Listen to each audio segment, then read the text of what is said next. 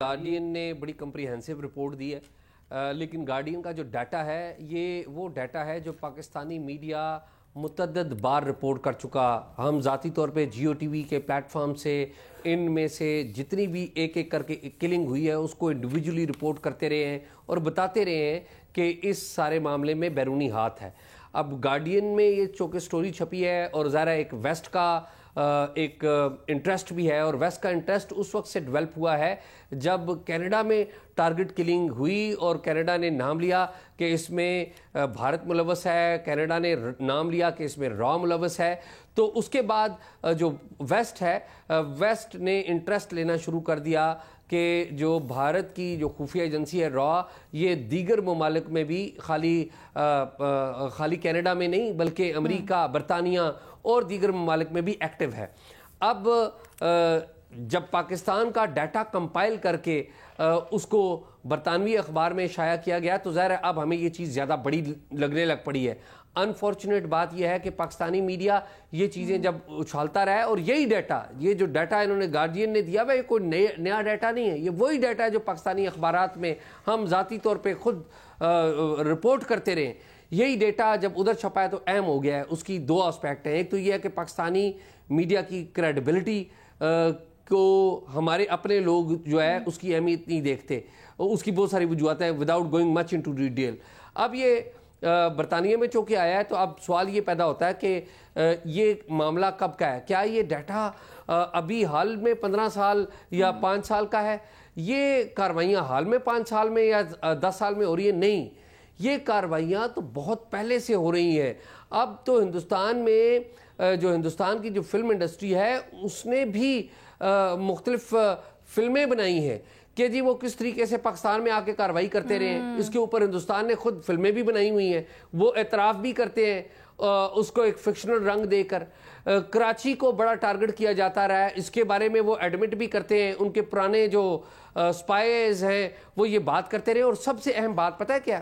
سب سے اہم بات یہ ہے کہ ہم تو بار بار صرف کلبھوشن یادو، کمانڈر کلبھوشن یادو کی بات کرتے ہیں.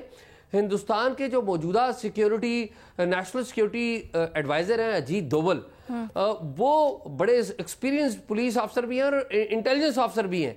انہوں نے خود اس بات کو ایڈمٹ کیا ہوا ہے کہ وہ پاکستان میں انٹیلیجنس کلیکٹ کرتے رہے ہیں اور لاہور میں انہوں نے بڑا ٹائم سپینڈ کیا ہے. تو یہ باتیں، یہ پرانی باتیں ہیں، یہ باتیں ہو رہی ہیں، یہ باتیں ہوتی رہیں گی. اور پاکستان کے جو انٹیلیجنس کمیونٹی ہے، پاکستان کی انٹیلیجنس کمیونٹی بھی انٹیلیجنس گیدرنگ کے لیے اپنی جان جوخم میں ڈال کر ہندوستان میں جاتی ہے، معلومات اکٹھی کرتی ہے. یہ ایشو یہ نہیں ہے کہ جی ہندوستان نے یہ کر دیا اور پاکستان نے یہ کر دیا. Information collection is not the issue نا اعزاز. مسئلہ یہ ہے کہ آپ فورن سوئل کے اوپر مروا رہے ہو، لوگوں کو قتل کروا رہے ہو.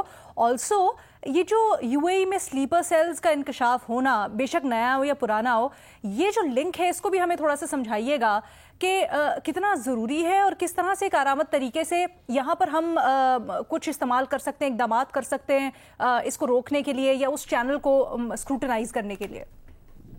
دیکھیے یو اے ای کا جو سلیپر سیل ہے اس میں پورا کریڈٹ آپ کو دینا ہوگا سی ٹی ڈی پنجاب کو، جس نے یہ سلیپر سیل ڈیٹیکٹ کیا تھا. اور میں آپ کو بتا دیتا ہوں کہ آپ کو یاد ہوگا لاہور میں حافظ سعید کے گھر کے نزدیک ایک دھماکہ ہوا تھا، اور اس دھماکے کی جو تحقیقات ہے اس میں لیڈ رول ادا کیا تھا سی ٹی ڈی نے، اور باقی انٹیلیجنس اداروں نے ان کی معاونت کی تھی. اور انہوں نے سی ٹی ڈی کے جو اس وقت کے افسران تھے انہوں نے یہاں پر اسلام آباد میں آ کر باقاعدہ پریس کانفرنس کی تھی، اور ہمیں جو میڈیا ہے ان کو مختلف افراد کی شناخت بتائی تھی جو کہ یو اے ای میں بیٹھے ہوئے ہیں، جنہوں نے وہاں سے بیٹھ کے پاکستان میں ٹیررزم کی جو کارروائی ہے اس کو آرگنائز کیا تھا. ایشو یہ نہیں ہے. علینا میری ایک بات کر کے میں بات پوری کرتا ہوں. ایشو دیکھیے پاکستان کے اوپر ہندوستان الزام لگاتا رہتا ہے، ممبئی کا الزام ہم پر لگا، پارلیمنٹ کا الزام ہم پر لگا، اور ہم بھی ان کے بندوں کو یہاں پر پکڑتے رہتے ہیں جو یہاں پر کاروائیاں کرتے رہتے ہیں. ایشو براڈر ہے. براڈر ایشو کیا ہے کہ پاکستان اور ہندوستان کی جو انٹیلیجنس ہے ان کا آپس میں تعاون ہونا چاہیے، دونوں کی ملٹریز کا آپس میں تعاون ہونا چاہیے، اور پاکستان اور ہندوستان کے جو ممالک ہیں ان دونوں کو قریب آنا چاہیے. اچھے پڑوسیوں کی طرح رہیں گے تو یہ معاملات ختم ہو جائیں گے. اگر ایک دوسرے کو دشمن بن کر اسی طرح رہے تو پھر یہ کاروائیاں وہ بھی کرتے رہیں گے اور ہماری طرف سے بھی کاروائی جواب دیا جاتا رہے گا.